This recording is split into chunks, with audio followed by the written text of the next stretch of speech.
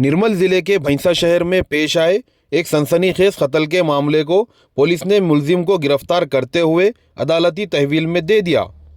तफसीलात के मुताबिक 11 जुलाई 2026 को भैंसा शहर के आटो नगर के करीब वाक़े छोटी ब्रिज के नाले में एक नौजवान की लाश बरामद हुई थी। बादअज़ा मतौफ़ी की शनाख्त नासिर अहमद वल्द मकबूल अहमद उम्र 27 साल के तौर पर की गई।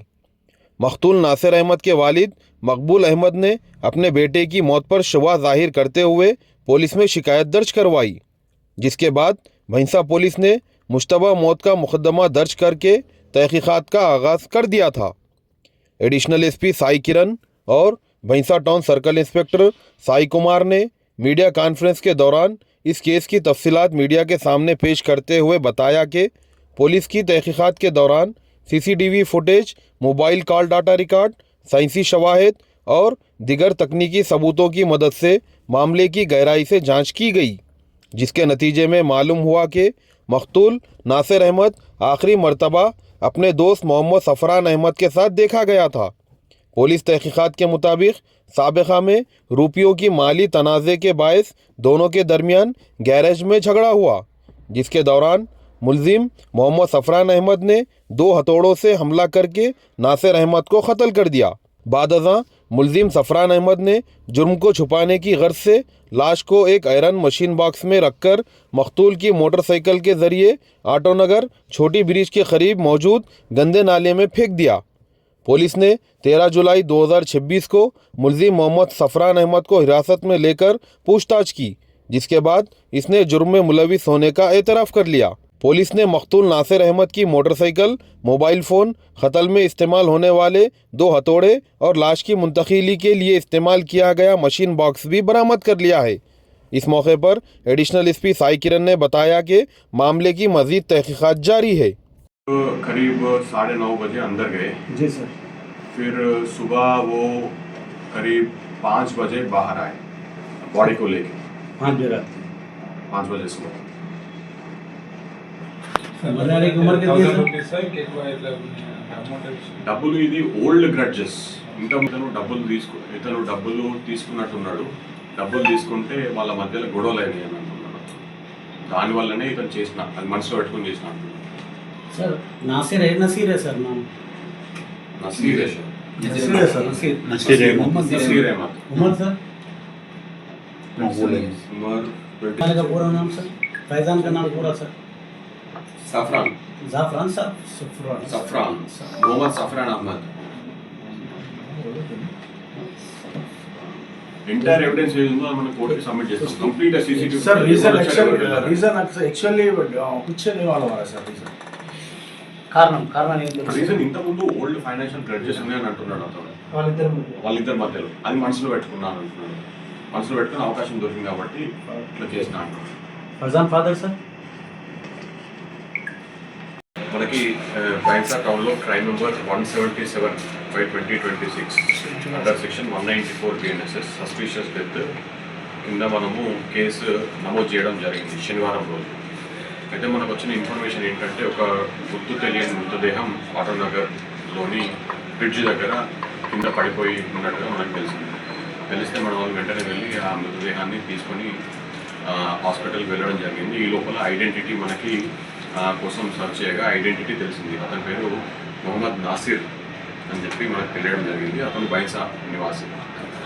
అయితే తర్వాత ఏం చేసినామనంటే మనము ఎవరు మరి దాని మీద బాడీ మీద కొన్ని ఇంజురీ మార్క్స్ ఉండడంతో సస్పీషియస్ డెత్ కింద మనం కేసు రిజిస్టర్ చేసి ఎవరు అయినా చంపుకుంటారా అనే యాంగిల్లో మనం స్టార్ట్ చేయడం జరిగింది. ఇన్వెస్టిగేషన్ స్టార్ట్ చేసినప్పుడు అతను లాస్ట్ సీన్ ఎవరితో వెళ్ళాడు అని అంటే సాఫ్రాన్ అనే ఒక వ్యక్తి పైన మనకు డౌట్ రావడం జరిగింది. అలాగే ఇంకా కొన్ని వేరే యాంగిల్స్లో కూడా మనకు ఇన్ఫర్మేషన్ వచ్చింది. ఇట్లా వేరే వాళ్ళతో ఎవరితో వెళ్ళాడు అనేది ఇన్ఫర్మేషన్లో సాఫ్రాన్ అనే వ్యక్తి మనకు తెలిసిన తర్వాత సాఫ్రాన్ని కాంటాక్ట్ చేయడం జరిగింది. అతను ఫోన్ స్విచ్ ఆన్లో పెట్టుకున్నాడు, మనతో మాట్లాడి బట్ మనకు కొంచెం డౌట్ ఉండింది అప్పటికి అతని మీద.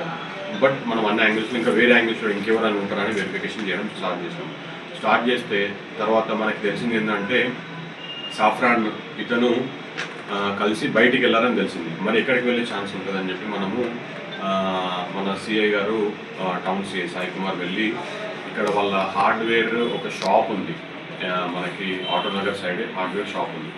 అక్కడికి వెళ్ళి షాప్లో పరిశీలించగా అక్కడ బ్లడ్ మార్క్స్ కనబడ్డాయి. లోపల బ్లడ్ మార్క్స్ కనబడడంతో ఇది next day after 24 hours, almost 24 hours తర్వాత మనకి బ్లడ్ మార్క్స్ కనబడడంతో ఆ సీన్ మేము సెక్యూర్ చేసుకోవడం జరిగింది. సెక్యూర్ చేసుకుని అక్కడ ఏమైనా సీసీటీవీ కెమెరాస్ ఉన్నాయి వెరిఫై చేయడం జరిగింది.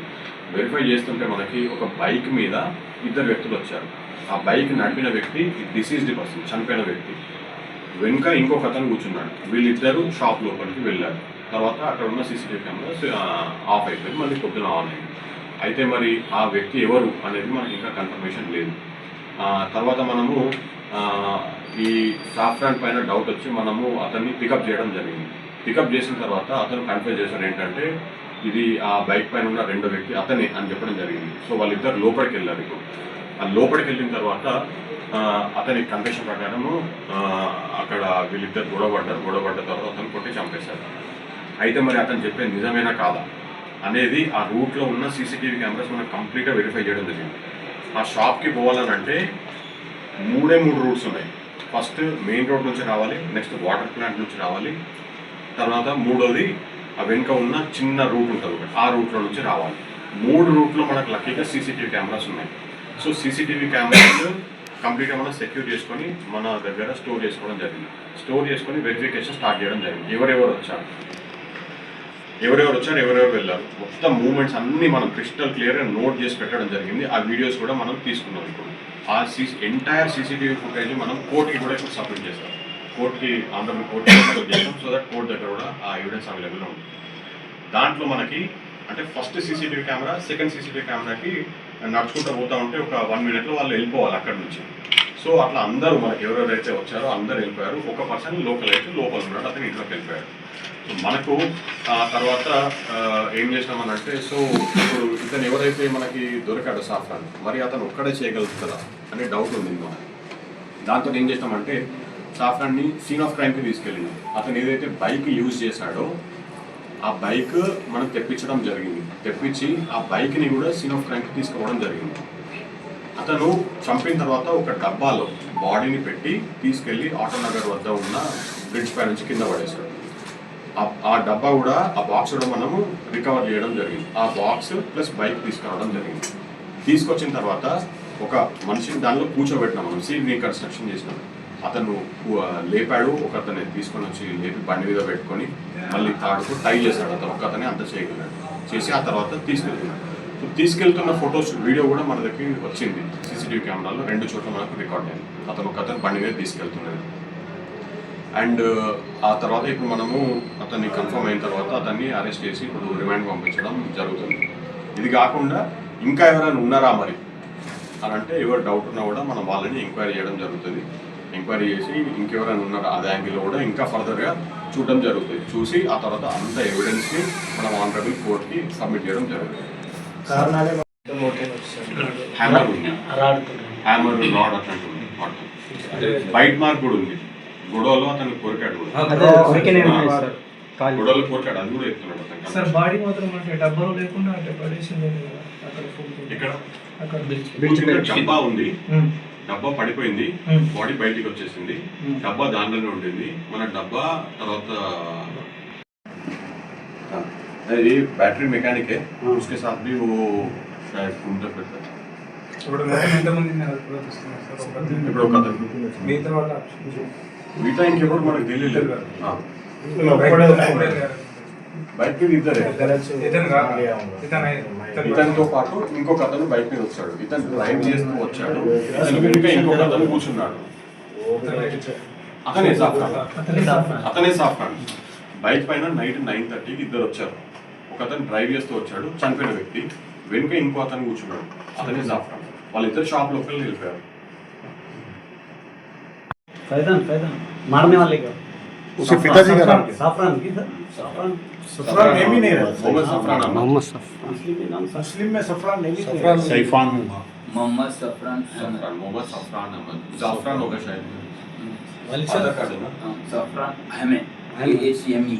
जाफरान भी father name sir, Aadhaar card father name Mohammed Ejaz Ahmed. Age कितना है सर? ఆధార్ కార్డ్ మీరే ఆధార్ కార్డు మిస్ ప్రకారం ఏంటంటే ఇంతకుముందు ఇతను కొన్ని డబ్బుల విషయంలో వీళ్ళకి ఎప్పుడో గొడవ అయింది అని అంటున్నాడు. మరి ఆ యాంగిల్ కూడా మనం కంప్లీట్గా వెరిఫై చేయాల్సి ఉంటుంది, బ్యాంక్ స్టేట్మెంట్ తీసుకోవాల్సి ఉంటుంది. ये कितने बजे रात హ్యామర్ ఉంది, रात హ్యామర్ రాడ్ అట్లాంటి ఉంది వాడతాం. బైట్ మార్క్ కూడా ఉంది, గొడవలో అతను కోరికాడు కూడా, గొడవలో కోరికాడు, అది కూడా చెప్తున్నాడు అతను. సార్ బాడీ మాత్రం అంటే డబ్బాలో లేకుండా అంటే పడేసింది కదా అక్కడ ఫుల్ ఇక్కడ అక్కడ డబ్బా ఉంది, డబ్బా పడిపోయింది, బాడీ బయటికి వచ్చేసింది, డబ్బా దాంట్లోనే ఉండింది. మన డబ్బా తర్వాత